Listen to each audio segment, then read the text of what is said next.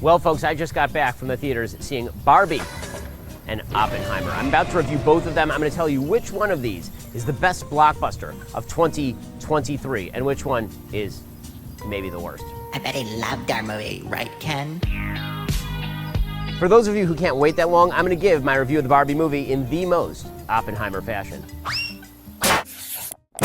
What the Run.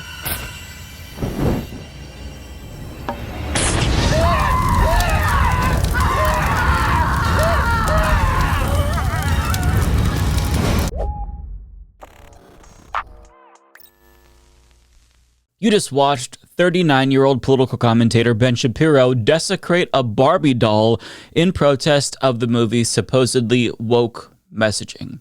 Now listen, if you all want to make me really mad, go buy a bunch of my merch and then burn it. I will be seething if I see that you're doing this. Please do not give me money. Now listen, that clip was just a small portion from his 43-minute long review of the film after his producers supposedly dragged him to see it against his will while he was ironically dressed like Ken. But regardless, he described it as one of the most woke movies he's ever seen and adds that they say the word patriarchy 10 times, which I'm going to assume is an accurate count considering the fact that he brought his handy-dandy notepad with him to the movie theater so he could take notes as he rages about this movie. And in that 43-minute long video, he vocalizes his anger with this movie, and he does say he was very angry because of this film, because of how woke it was. And not just that it was bad because it was woke, it was bad because he thinks it's a bad movie in general. We'll get to his actual review, but the reviews of his review are in, and people seem to think that he's maybe being a little bit too melodramatic here, with nearly 28,000 dislikes on his video, and him reiterating again that he definitely didn't want to see the movie, guys, but his producers made him, he swears. Now, this tantrum actually made national headlines. For example, Newsweek reports Ben Shapiro mocked for dressing like Ken to hate-watch Barbie film. The Daily Mail reports conservative pundit Ben Shapiro sets Barbie on fire during excoriating 43-minute review. Even AOL published an article talking about his tantrum, and if AOL is talking about something, then you know you've done something noteworthy. And there are so many more headlines, but the headlines, they kind of answer the question that you're probably thinking. Why do this? Why embarrass yourself for views and clicks? And that's why, because attention is good, even if it is negative, even if you do something that is going to humiliate yourself. But I don't necessarily think that he is self-aware enough to realize that this was very embarrassing for him, not for the Barbie movie. Now, just last week, he railed against the live-action remake of the Snow White film for casting a non-white character as Snow White. And this week, it's Barbie. Next week, it'll probably be Teletubbies or some shit. Conservatives do this, like they focus on children's cartoons and movies that are popular because they don't have anything serious to say about policy. And this is easy content, right? It gets them attention, and that's why they do it. If you don't actually have any solutions, policy solutions to problems that affect normal working class Americans, then you do things like this. In fact, Ben Shapiro isn't alone. United States Senator Ted Cruz has also been on the warpath against the supposedly communist and woke Barbie movie himself, but he hasn't been able to get nearly as much attention as Ben Shapiro. But that's because, Ted, you've got to up the ante. Right? So if Ben Shapiro burns a Barbie doll and that's getting him a lot of attention, then you've got to take the outrage further. Film yourself shitting on a Barbie doll or shitting your pants in the movie theater while you watch the movie. And I promise you, if you do that, none of us are going to remember Ben Shapiro's little stunt. But back to Ben Shapiro, because he responded to the internet mocking him. But before I show you that, we'd be remiss to not at least hear him out. Here's some of his biggest gripes about the movie. And again, he wants you to know that he did not want to see this, but his producers forced him to see it. So without further ado, here's another portion of Ben Shapiro's review of the Barbie movie. So the things I do for my audience, my producers dragged me to go see Barbie the movie. This movie is a flaming piece of dog piled atop an entire dumpster on fire, piled atop a landfill filled with dog. It is one of the worst movies I've ever seen. I was sitting there with a bunch of my producers. I'm a little bit more political than my producers. My producers were watching this, putting the politics aside. It is a bad movie. So why is it getting 91% on Rotten Tomatoes? Because the way that it works for the reviewers is if you have the right politics, and those politics are sufficiently slyly inserted, then it will get a 91% on Rotten Tomatoes, even if the thing is just dreck. And I mean, boy, is this dreck. This is a Death Star-sized piece of dreck. Well, folks, wasting 2 hours of my precious time, 2 hours I will never get back, 2 hours where on my deathbed I will wish that I had not spent that time doing, makes me viscerally angry. But I'm going to talk to you about something that makes me much happier, and that is our trusted privacy partner and premier sponsor of this show, ExpressVPN. Great choice, ExpressVPN. Very good person to sponsor.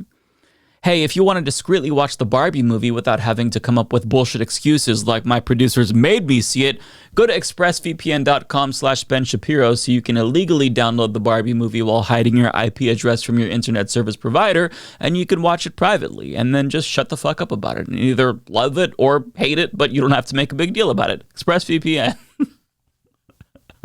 That's actually a good pitch. No, but basically, what he tried to do there was be very likable, and he tried to do, I guess, like a Wish.com impression of Moist Critical, where he comes up with these really edgy, sometimes funny analogies to describe his feelings. So he's like, oh, it's a dumpster fire inside of a dumpster fire. But at the end of the day, he wanted you to know that it made him angry. But the review itself isn't even the amusing part to me. His response to the response to his review is what's genuinely hilarious to me. So first and foremost, on the Monday episode of his show, he makes it clear that he is definitely not mad that everyone is making fun of him, and he's actually a little bit shocked that so many news outlets covered his embarrassing behavior, and he also denies that he was dressed like Ken, which is very important. I put out this tweet, and everybody loses their mind. I mean, loses their mind.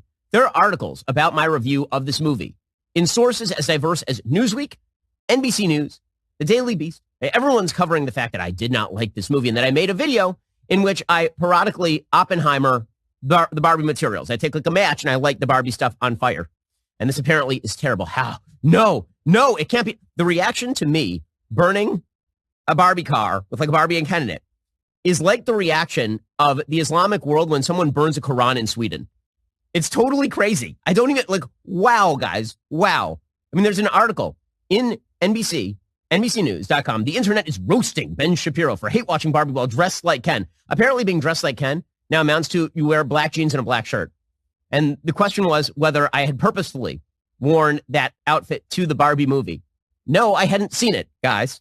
That's just what people tend to wear a lot, is like a, you know, like a black t-shirt and black. I didn't realize this was like a rare and unique bird. It was like some sort of rare pheasant in the wild to wear a black pair of jeans and a black shirt when I go out. Yeah, in any case. I mean, sure, it might be a coincidence, but also, despite your insistence that you definitely didn't want to watch the movie and your producers made you watch it, let's be very clear. I think that he was probably feeling a little bit of FOMO, right? He saw how everyone on social media was going to see Barbenheimer and they were dressing up like Barbie or Ken, and he just didn't want to admit that he wanted to participate in the fun. So, you know, that's his plausible deniability. And look, it's entirely possible that him dressing up exactly like Ken is a coincidence, but I think it's obvious that he just wanted to participate in this pop culture phenomenon, but he needed some excuse in case anyone saw him seeing the Barbie movie after he previously said that the Barbie movie was woke garbage and nobody should see it. But after his extremely contrived overreaction to the movie went viral, he's now essentially saying that everyone else is overreacting to his reaction. So he's pulling out one of the typical no yous in response to everybody mocking him. For example, he tries to claim at a different point during that same discussion something that I find very hard to believe. Let's watch. There's a really serious undertone to a lot of this stuff. I mean, I actually got some death threats over the Barbie. I'm not kidding you. There were people on Twitter who were literally tweeting out about, like, can we do something about this Shapiro, like, over a Barbie movie? Oh, okay. So now everyone else is taking the Barbie movie too seriously, not the guy who purchased Barbies to burn them. everyone else is taking it too seriously. Now, I've got to say this. I feel like this is pretty obvious, but somebody vaguely asking if we can do something about your tweets is not tantamount to a death threat, Ben Shapiro, you fucking snowflake. But he probably made that up to kind of invert the conversation so he doesn't look like the drama queen, rather everyone else does, because clearly if somebody is making a death threat towards somebody simply because they didn't watch or didn't like a movie that they watched, yeah, that they're pretty ridiculous, right? Now, I don't believe him, but he added this via Twitter, which is also funny. I'm sorry me not liking Barbie is happening to you. Ben, I need to make this abundantly clear. Nobody cares if you like the Barbie movie or not, okay? We're amused by your tweet because it is humiliating. It is self-degrading, and it demonstrates how out of touch you are. You know how he mocked you for buying a single piece of wood from Home Depot and that you put in a plastic bag? Or how you angrily read out the lyrics to WAP on your show and it inadvertently revealed that your wife has a dry pussy? This is one of those moments, Ben, where everyone is laughing at you because your thirst for attention has backfired once again, and you are proving to everyone that you are not a serious person despite your desire to be viewed as serious by people in the political realm. But I want to be clear here, it's not just about him and conservatives who are complaining about the Barbie movie or other woke movies wanting attention. It goes beyond attention, right? The goal ultimately is to hijack cultural phenomenons like this and kind of cash in on these types of pop culture moments in order to build up cultural relevance that the right has never had in America. So perhaps convincing filmmakers to not go woke allows them to assert their cultural dominance in a way that they've never really been able to before. I mean, Ben Shapiro has literally tweeted, "Go woke, go broke" himself, but I mean, that's just not true, and the Barbie movie kind of proves that, right? Despite all of the conservatives screeching about the woke, man-hating feminist Barbie movie, it was massively successful, and Ben Shapiro was not alone here. And the reason why the movie was so successful, despite conservative warnings about it being woke, is because normal people don't actually give a shit about whether or not a movie is woke or not.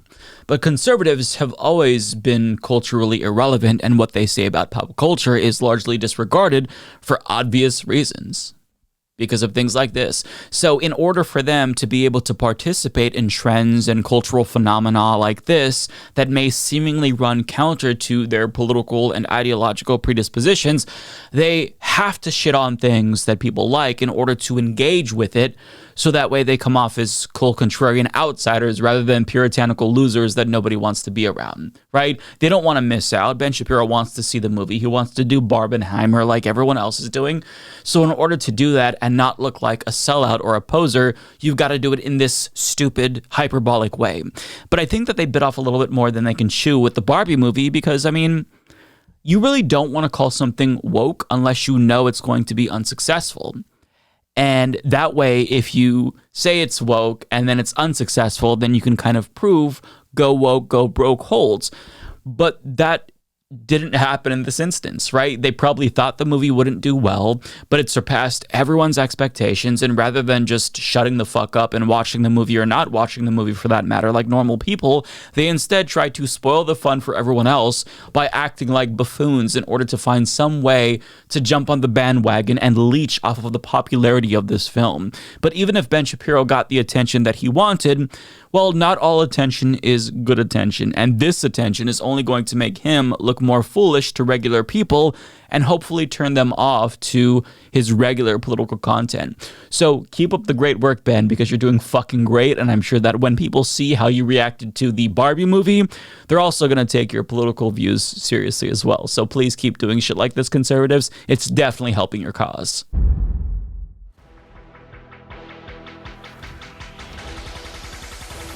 Hold up.